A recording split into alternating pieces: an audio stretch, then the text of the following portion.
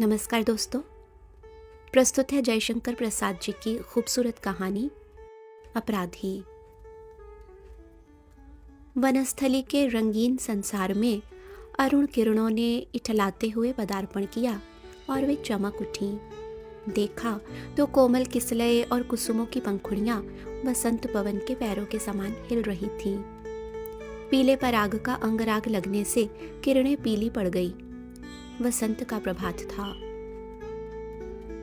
युवती कामिनी मालिन का काम करती थी। वह इस कुसुम कानन से फूल चुन ले जाती और माला बनाकर बेचती। कभी कभी उसे उपवास भी करना पड़ता, पर वह यह काम न छोड़ती। आज भी वह फूले हुए कचनार के नीचे बैठी हुई अर्धविकसित कामिनी कुसुमों को बिना बेधे हुए फंदे देकर माला बना रही थी।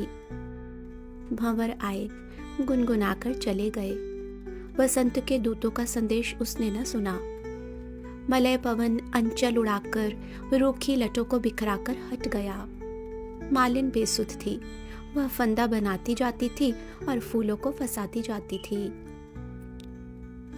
द्रुत गति से दौड़ते हुए अश्व के पदशब्द ने उसे त्रस्त कर दिया। वह अपनी फूलों की टोकरी उठाकर भयभीत होकर सिर झुकाए खड़ी हो गई।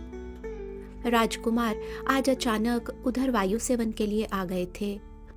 उन्होंने दूर ही से देखा, समझ गए कि युवती त्रस्त है। बलवान अश्व वहीं रुक गया। राजकुमार ने पूछा, तुम कौन हो? कुरंगी कुमारी के समान बड़ी बड़ी आंखें उठाकर उसने कहा, मालिन। क्या तुम माला बनाकर बेचती हो? हाँ। यहाँ का रक्षक तुम्हें रोकता नहीं? नहीं, यहाँ कोई रक्षक नहीं है। आज तुमने कौन सी माला बनाई है? यही कामिनी की माला बना रही थी। तुम्हारा नाम क्या है? कामिनी। वाह, अच्छा, तुम इस माला को पूरी करो, मैं लौटकर उसे लूंगा। डरने पर भी मालिन ढीठ थी। उसने कहा, धूप निकल आने पर कामिनी का सौरभ कम हो जाएगा। मैं शीघ्र आऊंगा, कहकर राजकुमार चले गए। मालिन ने माला बना डाली। किरणें प्रतीक्षा में लाल पीली होकर धवल हो चली। राजकुमार लौटकर नहीं आए। तब उसी ओर चली जिधर राजकुमार गए थे। युवती बहुत दूर न गई होगी कि राजकुमार लौटकर दूसरे मार्ग से उसी स्थान पर आए। मालिन को न देखकर पुकारने लगे, मालिन, ओ मालिन। दूरागत कोकिल की पुकार सा वह स्वर मालिन के कान में पड़ा था। वह लौट आई। हाथों में कामिनी की माला लिए वह वन लक्ष्मी के समान लौटी। राजकुमार उसी दिन सौंदर्य को सकुतूहल देख रहे थे। कामिनी ने माला गले में पहना दी। राजकुमार ने अपना कौशेय उष्णीश खोलकर मालिन के ऊपर फेंक दिया। कहा, जाओ, इसे पहनकर आओ। आश्चर्य और भय से लताओं की झुरमुट में जाकर उसने आज्ञानुसार कौशेय वसन पहना। बाहर आई तो उज्ज्वल किरणें उसके अंग अंग पर हंसते हंसते लोटपोट हो रही थी। राजकुमार मुस्कुराए और कहा, आज से तुम इस कुसुम कानन की वनपालिका हुई हो, स्मरण रखना। राजकुमार चले गए। मालिन किंग कर्तव्य विमूढ़ होकर मधुक वृक्ष के नीचे बैठ गई। वसंत बीत गया। गर्मी जलाकर चली गई। कानन में हरियाली फैल रही थी। श्यामल घटाएं आकाश में और शस्य शोभा धरणी पर एक सघन सौंदर्य का सृजन कर रही थी। वनपालिका के चारों ओर मयूर घेरकर उसे नाचते थे। संध्या में एक सुंदर उत्सव हो रहा था। रजनी आई। वनपालिका के कुटीर को तम ने घेर लिया। मूसलाधार वृष्टि होने लगी। युवती प्रकृति का मद विह्वल लास्य था। वनपालिका पर्ण कुटीर के वातायन से चकित होकर देख रही थी। सहसा बाहर कंपित कंठ से शब्द हुआ, आश्रय चाहिए। वनपालिका ने कहा, तुम कौन हो? एक अपराधी। तब यहाँ स्थान नहीं है? विचार कर उत्तर दो, कहीं आश्रय न देकर तुम अपराध न कर बैठो। वनपालिका विचारने लगी। बाहर से फिर सुनाई पड़ा, विलंब होने से प्राणों की आशंका है। वनपालिका निसंकोच उठी और उसने द्वार खोल दिया। आगंतुक ने भीतर प्रवेश किया। वह एक बलिष्ठ युवक था। साहस उसकी मुखाकृति थी। वनपालिका ने पूछा, तुमने कौन सा अपराध किया है? बड़ा भारी अपराध है, प्रभात होने पर सुनाऊंगा। इस रात्रि में केवल आश्रय दो। कहकर आगंतुक अपना आर्द्र वस्त्र निचोड़ने लगा। उसका स्वर विकृत और वदन नीरस था। अंधकार ने उसे और भी अस्पष्ट बना दिया था। युवती वनपालिका व्याकुल होकर प्रभात की प्रतीक्षा करने लगी। सहसा युवक ने उसका हाथ पकड़ लिया। वह त्रस्त हो गई। बोली, अपराधी, यह क्या? अपराधी हूं सुंदरी। अब की बार उसका स्वर परिवर्तित था। पागल प्रकृति पर्णकुटी को घेरकर अपनी हंसी में फूटी पड़ती थी। वह कर स्पर्श उन्मादकारी था। कामिनी की धमनियों में बाहर के बरसाती नालों के समान रक्त दौड़ रहा था। युवक के स्वर में परिचय था, परंतु युवती की वासना के कौतूहल ने भय का बहाना खोज लिया। बाहर करकापात के साथ ही बिजली कड़की। वनपालिका ने दूसरा हाथ युवक के कंठ में डाल दिया। अंधकार हंसने लगा। बहुत दिन बीत गए। कितने ही बरस आए और चले गए। वह कुसुम कानन जिसमें मोर, शुक और पिक फूलों से लदी झाड़ियों में विहार करते थे, अब एक जंगल हो गया। अब राजकुमार वहां नहीं आते थे। अब वे स्वयं राजा हैं। सुकुमार पौधे सूख गए। विशालकाय वृक्षों ने अपनी शाखाओं से जकड़ लिया।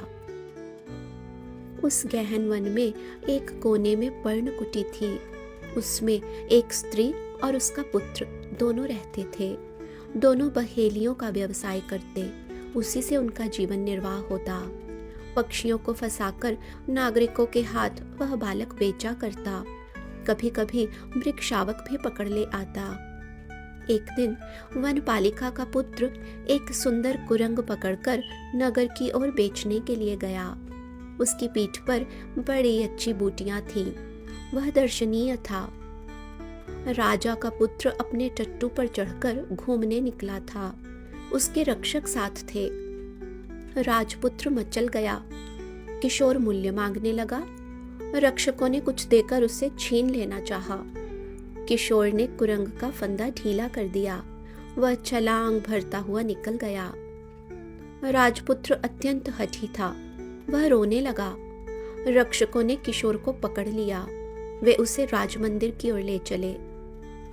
वातायन से रानी ने देखा, उसका लाल रोता हुआ लौट रहा है। एक आंधी सी आ गई। रानी ने समाचार सुनकर उस बहेलिये के लड़के को बेतों से पीटे जाने की आज्ञा दी। किशोर ने बिना रोए चिल्लाए और आंसू बहाए बेतों की चोट सहन की। उसका सारा अंग क्षत विक्षत था। पीड़ा से चल नहीं सकता था। मृगया से लौटते हुए राजा ने देखा। एक बार दया तो आई, परंतु उसका कोई उपयोग न हुआ। रानी की आज्ञा थी। वनपालिका ने राजा के निकल जाने पर किशोर को गोद में उठा लिया। अपने आंसुओं से उसके घाव धोती हुई उसने कहा, आह, वे कितने निर्दयी हैं। फिर कई वर्ष बीत गए। नवीन राजपुत्र को मृगया की शिक्षा के लिए लक्ष्य साधने के लिए वही नगरोपकंठ का वन स्थिर हुआ।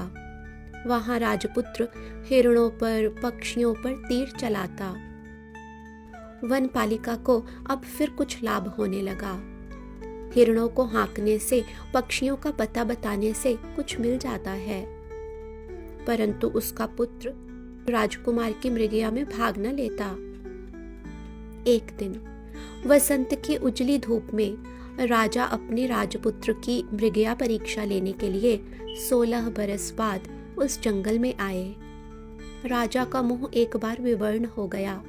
उस कुसुम कानन के सभी सुकुमार पौधे सूखकर लोप हो गए हैं। उनकी पेड़ियों में कहीं कहीं 2-1 अंकुर निकलकर अपने प्राचीन बीज का निर्देश करते थे। राजा स्वप्न के समान उस अतीत की कल्पना कर रहे थे। अहेरियों के वेश में राजपुत्र और उसके समवयस्क जंगल में आए। किशोर भी अपना धनुष लिए एक ओर खड़ा था। कुरंग पर तीर छूटे।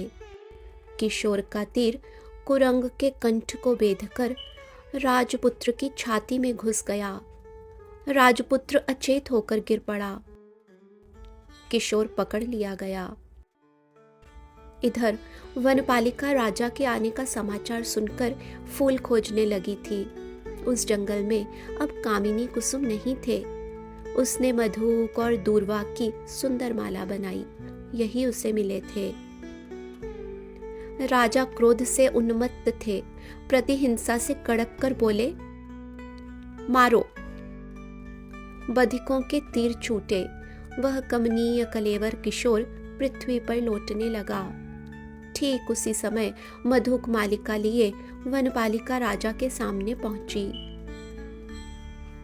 कठोर नियति जब अपना विधान पूर्ण कर चुकी थी, तब कामिनी किशोर के शव के पास पहुंची। पागल सी उसने माला राजा के ऊपर फेंकी और किशोर को गोद में उठा लिया। उसकी निश्चेष्ट आंखें मौन भाषा में जैसे माँ माँ कह रही थी। उसने हृदय में घुस जाने वाली आंखों से एक बार राजा की ओर देखा और भी देखा राजपुत्र का शव। राजा एक बार आकाश और पृथ्वी के बीच में हो गए, जैसे वह कहां से कहां चले आए। राजपुत्र का शोक और क्रोध वेग से बहती हुई बरसाती नदी की धारा में बुल्ले के समान बह गया। उनका हृदय विषय शून्य हो गया। एक बार सचेत होकर उन्होंने देखा और पहचाना अपना वही जीर्ण कौशेय उष्णीश। वनपालिका राजा। कामिनी की आंखों में आंसू नहीं थे। यह कौन था? गंभीर स्वर में सर नीचा किए वनपालिका ने कहा, अपराधी। धन्यवाद दोस्तों। उम्मीद है यह प्यारी सी कहानी आपको पसंद आई होगी। इसी तरह की और भी ढेर सारी कहानियाँ सुनने के लिए हमारे साथ जुड़े रहें, हमारे चैनल को सब्सक्राइब करके। अगली कहानी के साथ शीघ्र ही फिर मुलाकात करेंगे। तब तक के लिए नमस्कार।